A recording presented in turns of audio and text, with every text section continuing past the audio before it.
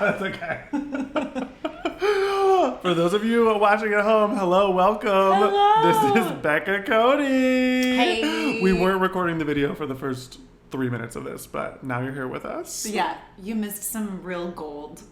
Honestly, you got to go back and listen to the podcast because It's true. that last minute and a half, I mean, jokes on jokes on jokes. Jokes on jokes on jokes. Now, Becca, you and I went to college together. Yes, correct. And I mean, where do we even begin? We were just saying we've been friends since 2006, which is wild. Yeah, it's not right. It isn't. We're right. not old enough to have been friends for 15 years. That's not okay. No, I'm not even. I feel like I just turned 15. I literally feel like I just went to go get my license. You've been breaking the law now for a long time. If you just turned 15, we are going to be prosecuted for a lot of things. So, including this Aperol Spritz that I'm drinking. Correct. 15. Do you remember getting your license, and did you pass the first time? Oh, that's a great question. So in North Dakota, where I grew up, you can get your permit when you're 14.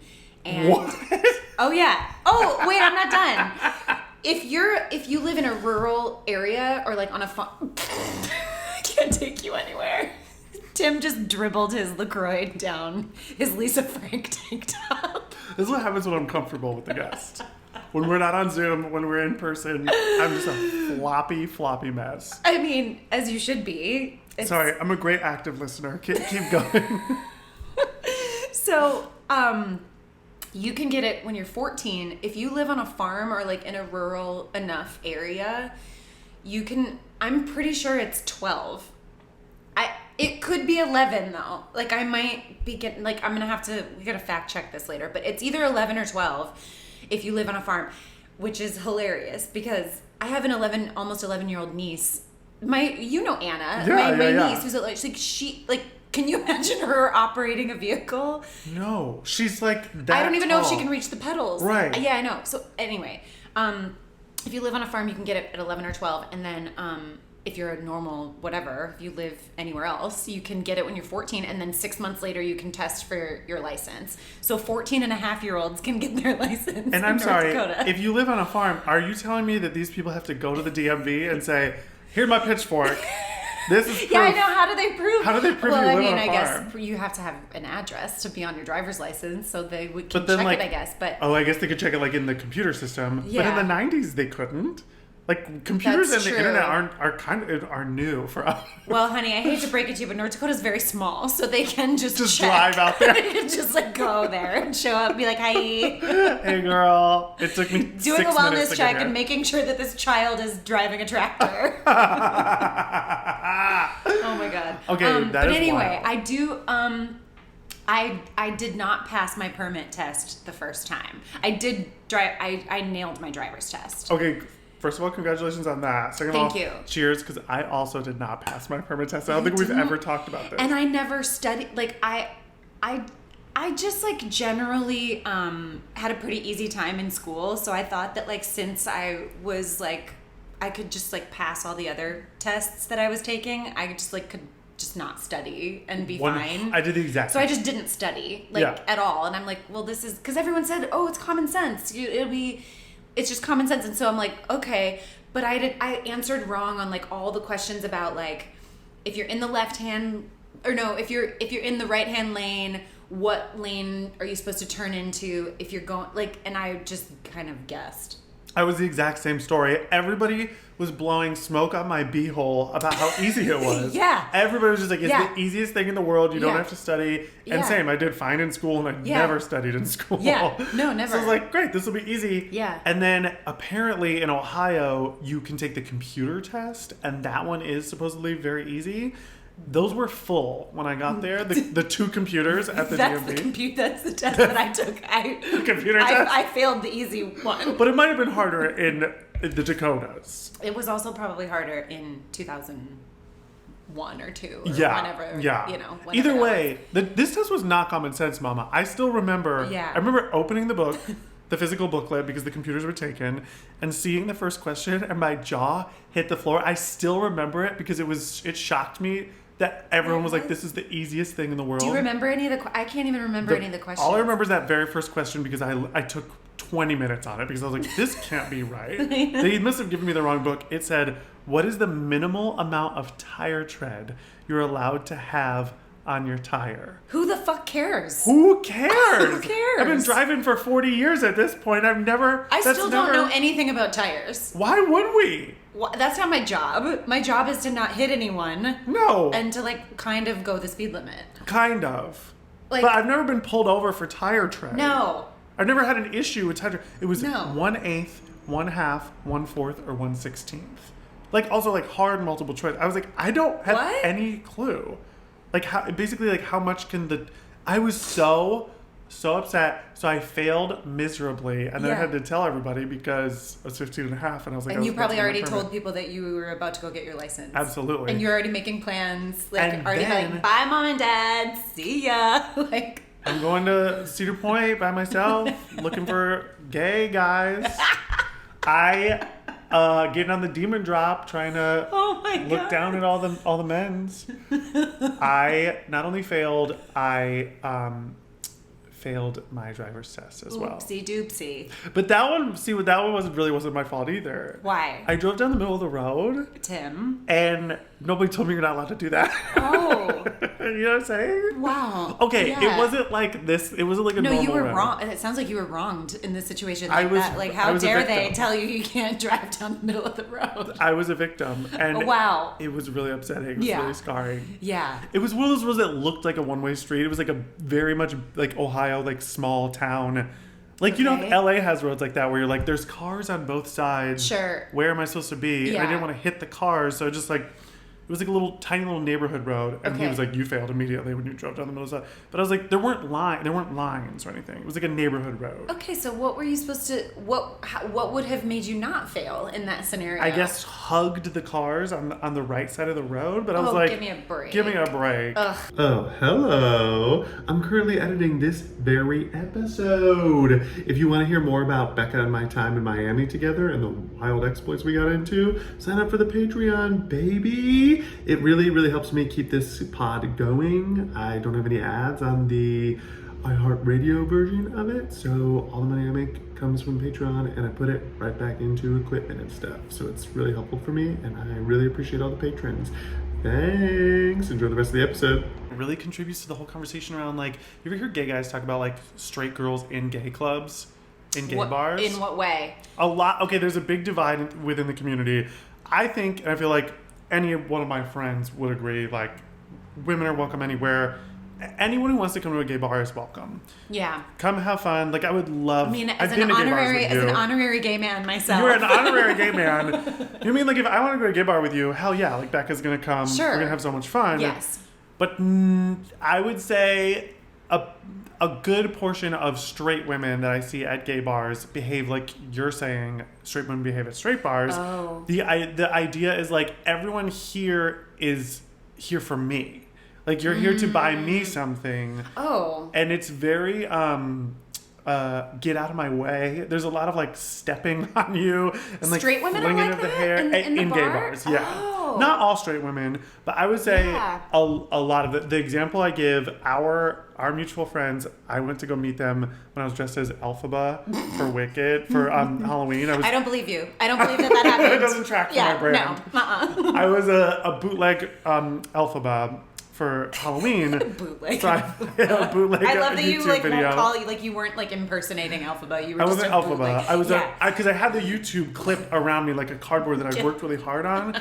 The moment I walked into this gay bar to meet our friends, their female friend who I didn't know grabbed my thing that I worked so hard on the YouTube, like, cut out, and was like, I want to wear it, and took it and, like, put her own head in it. No. I was like, and then I was standing there without half my costume, and I was like, you need to give that back. Yeah. And she was very drunk, and then she bent it in half. No. And so it was, like, bent in half the rest of the night, and I was just kind of like, you know, this is kind of... it was just bizarre to me. I was like, not that a gay guy wouldn't get, like, really drunk and get handsy and grab something from me. They totally would. Sure, but it's not her turf. Exactly. Do you think that that's kind of what it feels like? That's what it feels like. You need to respect the environment that you're going into. Like, most gay bars are, well, first of all, the whole fact that there has to be, not has to be, but what am I trying to... But there's a safe space for gay people is like when you're in a gay bar, like you can get drunk and like that you're in a safe space and it's a very accepting, like fun, like just safe haven, and it's like, yeah, you got to be respectful of that as a straight woman to walk into that. Like you don't get to walk into a gay bar and act like a fucking idiot. Like go be an idiot in your own. I mean, there are plenty of straight bars you can go act like an idiot. What were you gonna say? Well, it's like you were saying with like wanting to be at home with your friends. Like that's a safe space for you. Yes. That's what gay bars I think are for a lot of queer people. It's like this is a place where I can go and I know I'm not gonna get called a faggot, or I'm not gonna like I can make out with a boy and nobody's gonna say anything. Yeah. Nobody's gonna be looking at me weird, and that should be that. And I think that is that for a lot of straight women too. Like you would come to the gay clubs with me sometimes because it was like, okay, at least here I'm not gonna get hit on by creeps. So it's a safe space for you too. I mean, and if I do get hit on by a woman or a gay man who is just trying to give me a compliment, like I tell you what, like being hit on by a woman is the most delicious thing that's ever happened to me. I'm not into women like that, but like it is such a different vibe, and I would take that any day over like being in a bar that's not specifically a gay bar. And being spoken to by a man that way, like what's the difference, you think? Oh my gosh, because women, and I love women, and I like, just women are amazing. And when a gay woman walks up to you and they say like, you have such beautiful eyes, could I buy you a drink? I would be like, any day. Yeah. You can buy me a drink. That. You can buy me a drink like every other day this week. Like I might even like I don't know, maybe we'll even hook up tonight because I thought that was so nice. Yeah. Like, as opposed to like, everyone, and anyone who's listening to this, who's a woman who's been hit on by a straight man, like like if you know, like it's generally gross. That tracks. It's generally gross. It's not always, but it's generally gross because they make no mistake about letting you know that they want to fuck you. And for women, it's like, I would really love to talk to you, or I would really love to spend time with you, and granted, I'm like very much talking in generalities, but is that a word? Generalities? It is now, baby. Okay. Title of that, generalities. Please welcome to the stage, Generalities. Generosity is a good drag term. Generosity. That's good. I know what you mean, though. Yeah, it's like, obviously, anytime we're speaking on a podcast, like, you're going to make generalizations, but it's like, that's how we have to assess the situation. That makes so much sense. Like, men can be aggressive, too. They're aggressive, and they assume... there's also this level of assumption that just because you came out, and because you look nice, and because you don't have a man standing right next to you, they assume that it's an invitation for all of it, whether it's... Yeah. I'm assuming she's standing there looking like that because she wants me to talk to her. I'm assuming she's wanting me to buy her a drink. I'm assuming that she wants to fuck me because clearly she looks really beautiful and she's asking for my company. And it's like, no. So conceited. I know. I'm like, no, I'm not. No, like, I'm doing this for me, baby. Like, I'm not doing it for your pot belly and your bald head and your gold chain and your toothpick sticking out of your teeth. I know. Razor Ramon. Like, back to Miami, speaking of gold teeth, there was a lot of that. And you know what? I'd get into it. I'd get into the gold tooth. You would hook up with someone with a gold tooth? Absolutely, if it looked like I could sell it for something. Oh. Heartbreaker See, style? all I'm thinking about is Joe Pesci in Home Alone. Exactly. Which is what most of them look like. That is exactly the type. They look like a wet bandit. Yes, but tan. But really tan. Yeah. And which, I mean, like, it's hard to say no to a tan. No, I love a tan. You and I both love a tan. Love a tan. In college, I remember you being like, you don't have to lose weight, diet, or exercise if you just get tan. You look so skinny and great. You don't have to worry about any of that. When you're tan, you look amazing. Well, you also don't have to worry about any of that when you're 22. Like, you can literally do whatever you want. and like, you still somehow miraculously, like, roll out of bed looking better than, you know. I mean, I don't know. I just now started thinking about my health, like, 5 years ago. But I still really don't have to do it for you don't have to do anything. You just have to wake up. You just have to be tan. You just have to be tan. Get a little bit of sun. You can't tone it, tan it. That's one of my life lessons. Oh my God. I love that so much. Okay, so to talk shop for a moment. Yeah. So you were on Broadway when... For 0.2 seconds. For 0.2 seconds Yes. before you got the Broadway call. Yes. So this show is from the team of Rock of Ages, right? Like a lot of that team. There was some crossover. There were a lot of cast members that had done both shows. The creative team was not... No, the creative teams I don't think overlapped. But but it's like such a small world that it's like... That's so true, yeah. Broadway's I don't know. But what's funny is the casting director that like put my name forward, she and I both played Sherry in Rock of Ages at one point or another. And so like I guess it was like and that's the cool thing about this industry is that like people that you've done shows with, even if they have nothing to do with each other, you just like it's just a kind of a community, and I just feel like that's how most people get jobs is by having worked with someone and then, you know. I know, it's sort of like it's hard not to start to feel like, well, all the same people are getting hired. It's like they're in the club or whatever. But then it's like when you really think about it, if you had a position of power and you were going to hire people, of course you're going to hire people that you trust and you want to hang out with. I mean, why wouldn't you? Of course. It sucks when you're on the other side of it. Yeah.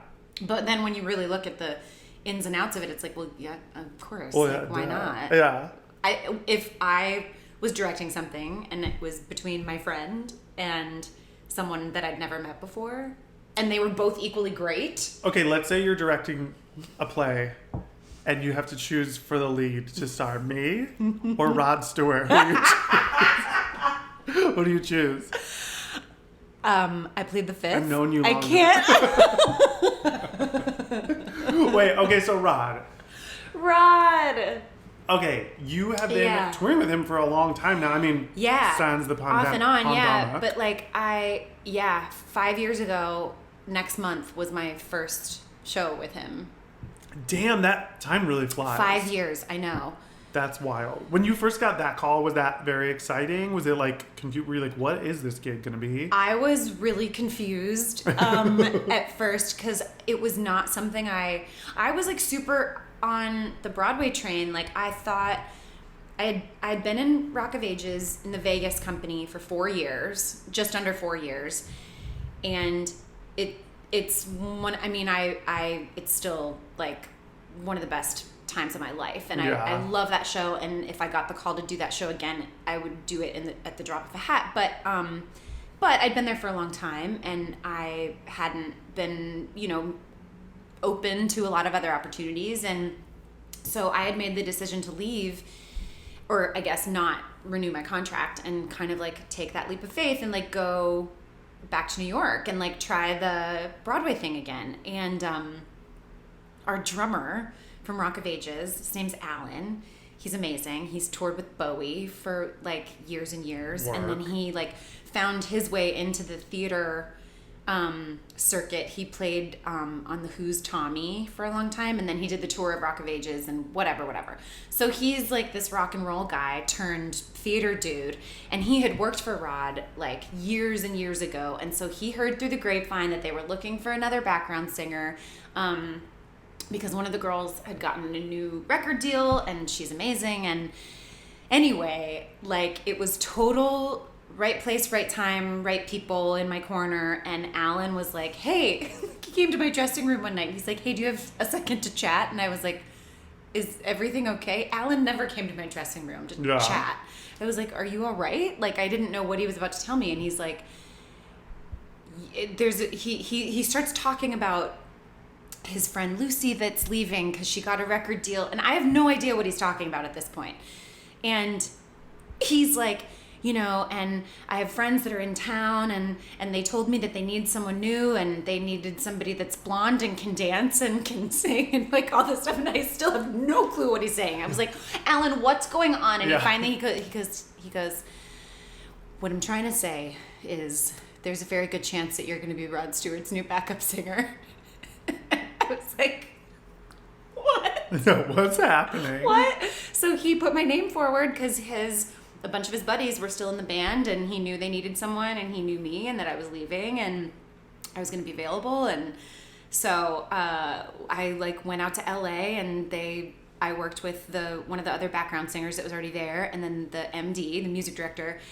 And they kind of threw some material at me like in the moment and they taped it, sent it off to Rod, and that was September of 2016. And then like within the week Rod said, okay, yeah, she's good. And then, my God. Like a month later, I was in a stadium singing backgrounds with Rod. That is so wild. I know. I got to see you at the Hollywood Bowl. I did, It was so much fun. Thanks. It was so cool to see you. I mean, listener, if you've never been to LA, the Hollywood Bowl it's like one of the biggest theaters that you can play in the world. Yeah. It's like a huge amphitheater. Yep. And it's really amazing. And like there were so many close-up shots of you that they put on like the huge screen Jumbotron, above. yeah. Mm-hmm. And you had like duets, like full, not just background singing, like you were singing like full front and center singing. Yeah. I was like, that's my friend. This is so cool.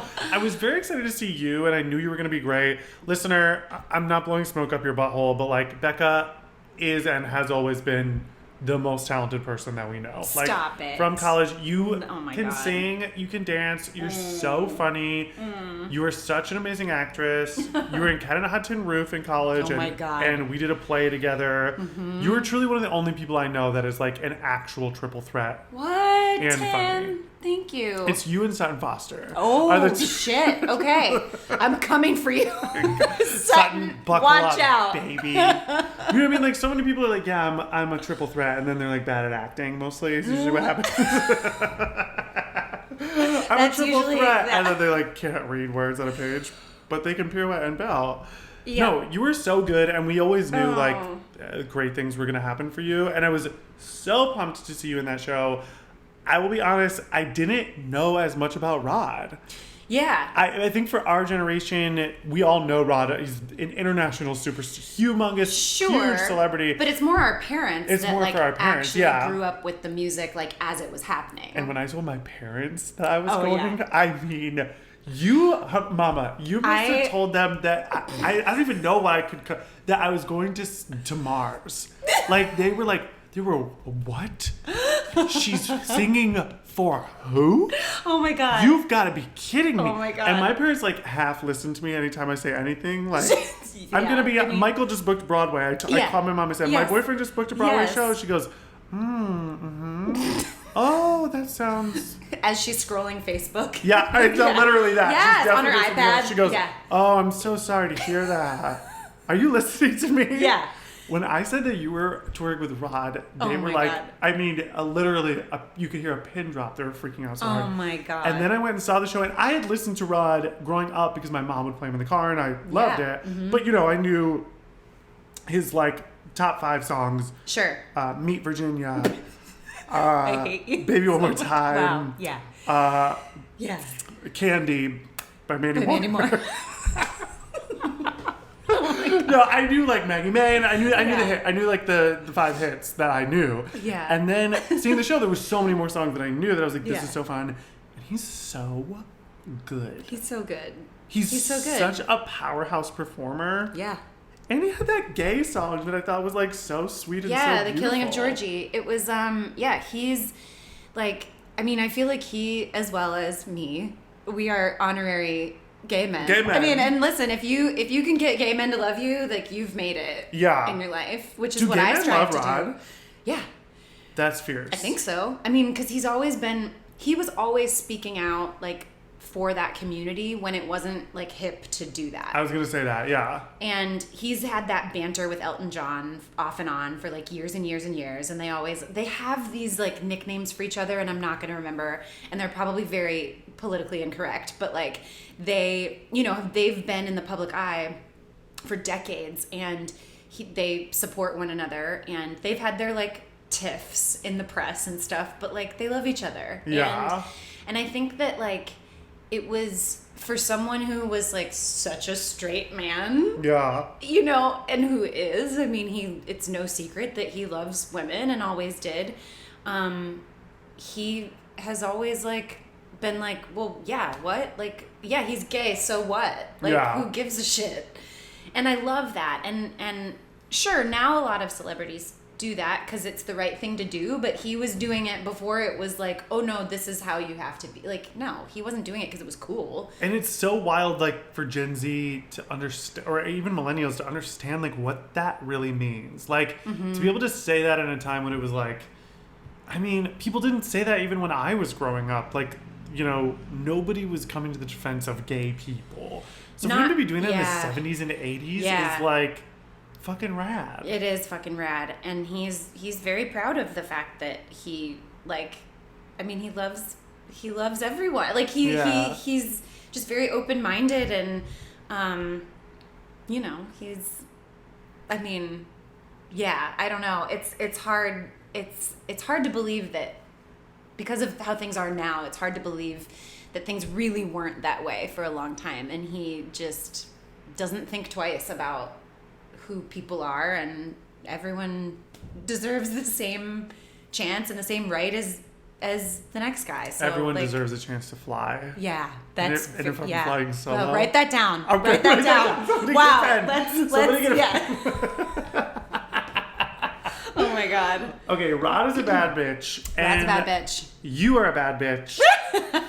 Let's talk about your slumber parties growing up. Oh my god. Okay. What were your slumber parties like growing up as a child? I know your family very well. Yeah. So I know Susan, your mom. Yes. And I know your sister really well. Yes. Oh my god. I feel like there were like my elementary school sleepovers, and then like bleeding into middle school, and then like my like high school sleepovers. Let's start with elementary. They were very different, yeah. So elementary, like we would, sometimes they were at my house, but 9 times out of 10 they weren't, because I was like not the cool kid like growing up. So, and I also no, I wasn't. Really? I mean, it's like really hard to believe. Like oh my god, it is hard to believe. You were very popular in college.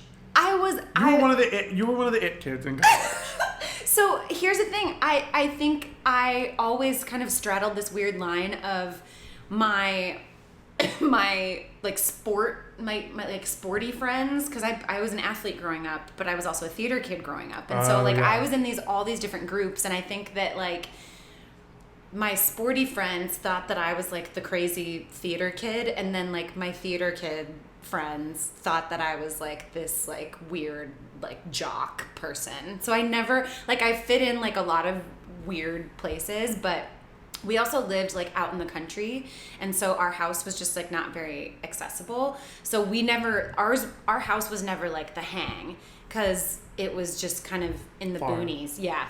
So it was never at our house, but we would sort of rotate through our different friends' places, and it was mainly like we would watch a lot of horror movies. Hell like yes. that was like this is a big turning point. I was at my my friends Amanda and Andrea, they're twins, and they hosted a sleepover one night, and we watched Scream. It's